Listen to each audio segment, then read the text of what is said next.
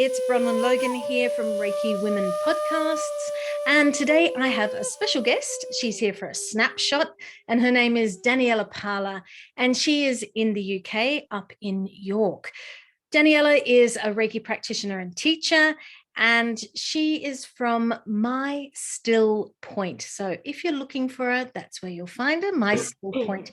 And she's going to talk to us today about one of the questions that we have. It's the precepts. So she's going to choose one precept and give us a bit of a snapshot of her experience with that. Yeah.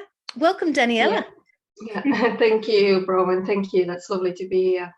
Well, the precepts, I just wanted to say that for me, they have always been like a compass, a way that I feel I can navigate my life through. And they've sort of like developed within the years, and within me just bringing them into my life. And when we spoke, I said one of the most difficult ones for me was be compassionate towards yourself and others. And to begin with, I used to see how I found it easier to offer that compassion and that presence to others.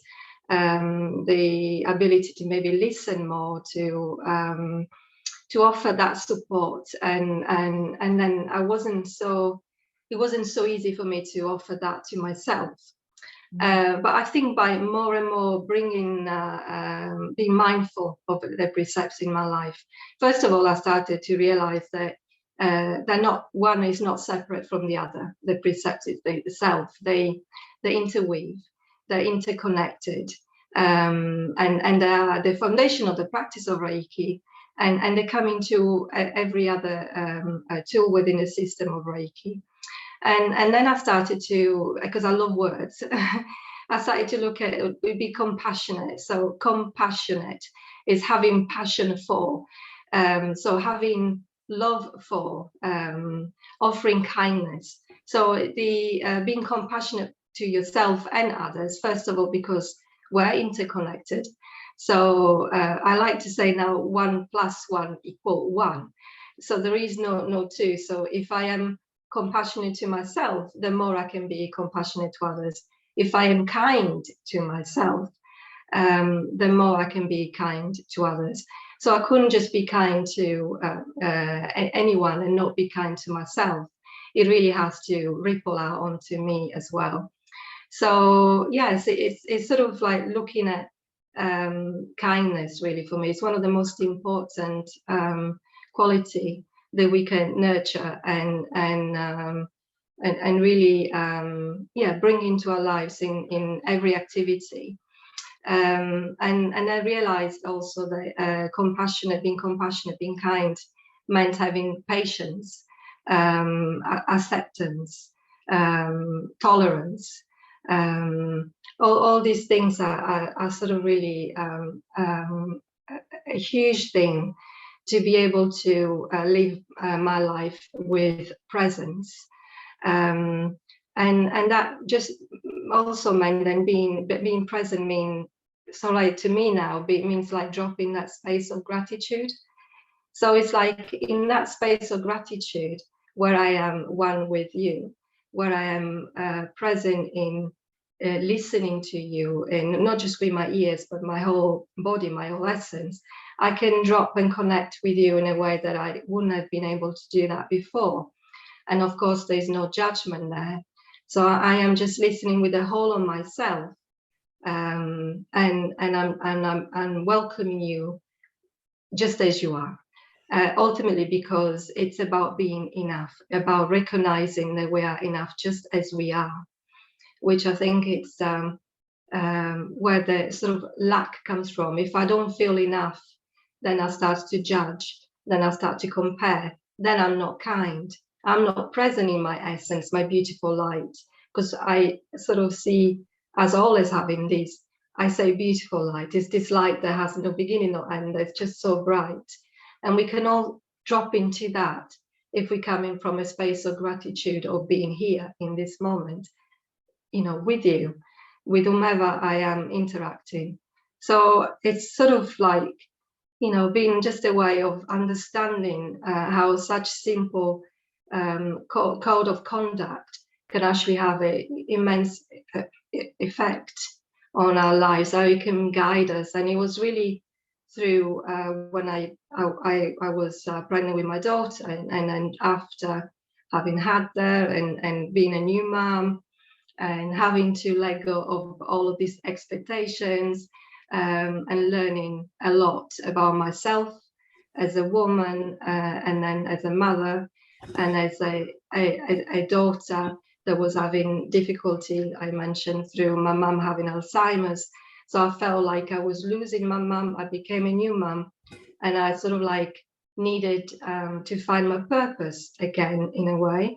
And that's hence the compass of the precepts for me, a way to be able to navigate and understand what it meant to be present with my daughter as she was growing, and being able to really drop into that place of gratitude and knowing I'm here with her, and this is a miracle in itself, as opposed to wanting to be elsewhere. And when I am with my mum, through the precepts of my practice, I've been able, although she lives in Italy, I've been able to sort of like drop in that space of really gratitude and being able to feel as if I'm with her, although with, you know, there's a distance or so many, well, there's a sea in between, but not in my case. I don't feel like there is.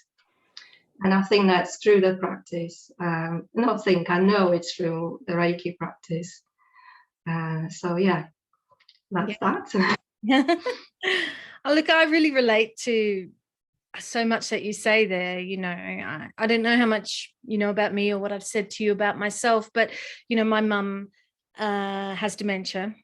So so I completely understand that, and the difficulty of feeling that connection.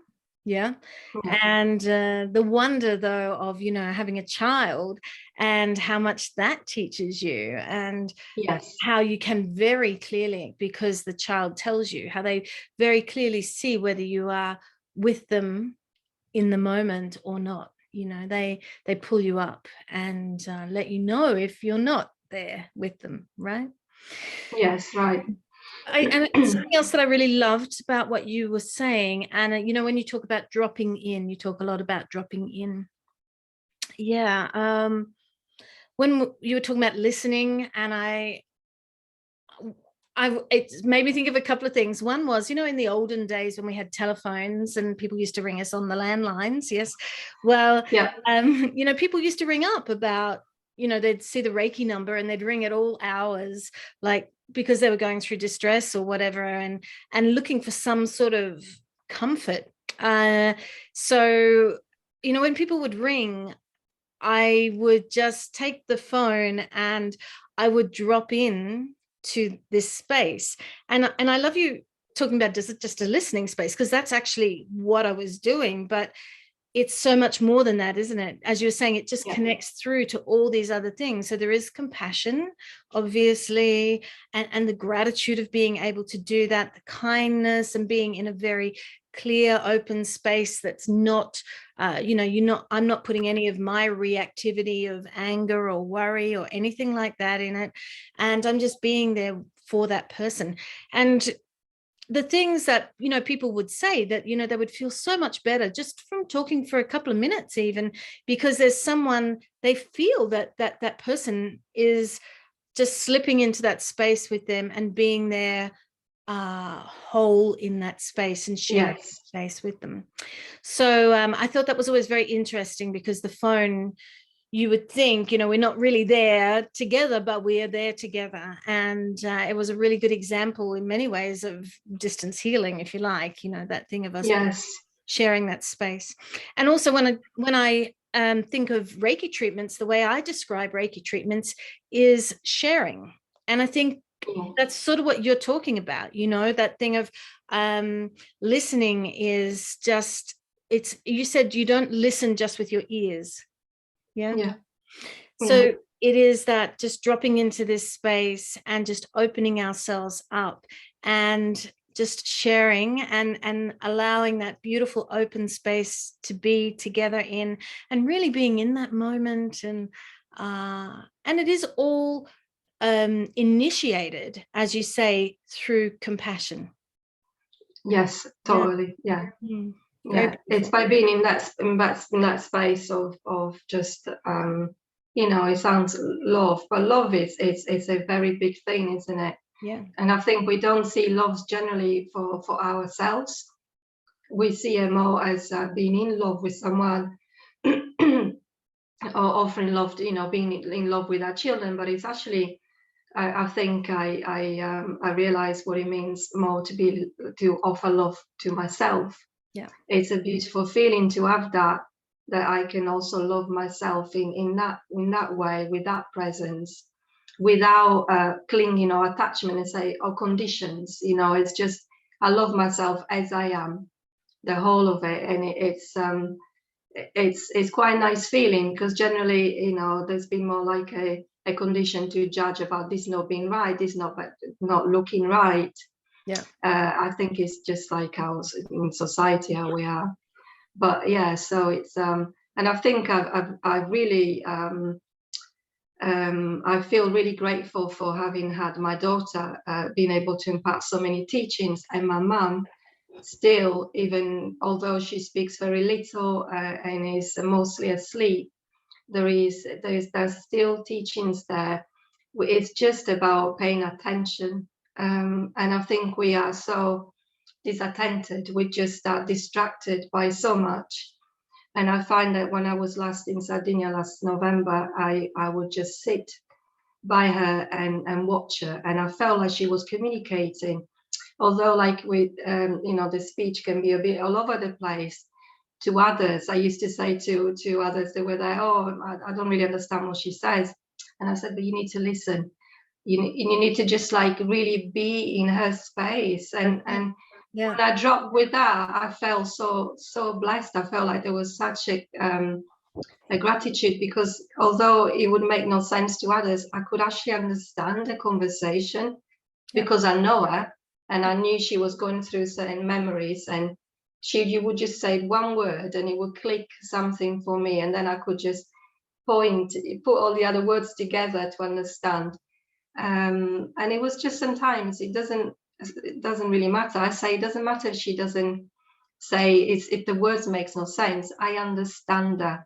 It's just I understand her because I understand her essence.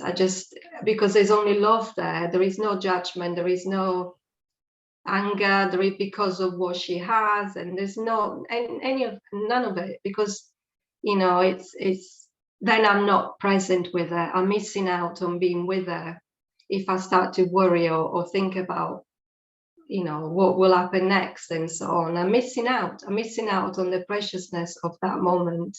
Yeah, I understand so that. it's so it's I think that's what I felt like. That's what's like, as a disease in a way, Alzheimer's can really offer that, the understanding of being present. There's so much in it, in being with someone, and I know so many people have the similar experiences. Yeah.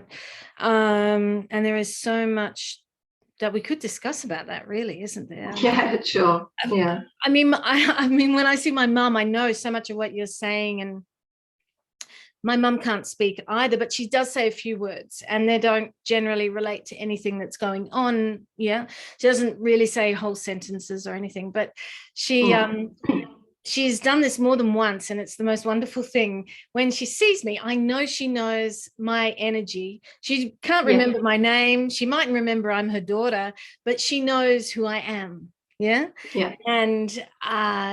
And so she's so happy. Yeah. And she looks at me and she goes, love, love, love, love, love, love, love, love, love.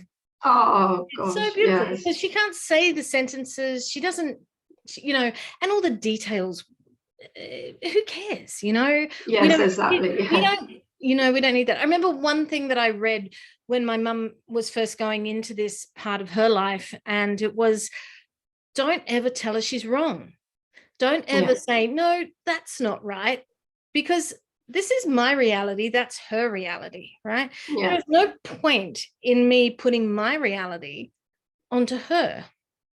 And that was such a good lesson. And it was just like, just go with it, you know. And the thing of trying to make someone, I mean, they're all, as you say, fantastic lessons. Trying to make someone else believe my reality, pointless. Why? Yeah. And Yeah. we all live in we all you know, each of us is in our own little universe, in our own little world, and it's up to us to work with that, obviously, but we can't make other people be in that world with us, and they need to work on their things themselves. That's why we say we can't heal anybody. You know, we can be with people, we can support people, but the only person who can do it is themselves. Is themselves, yeah, which is what I always say that. Yeah, it's the same. Yeah.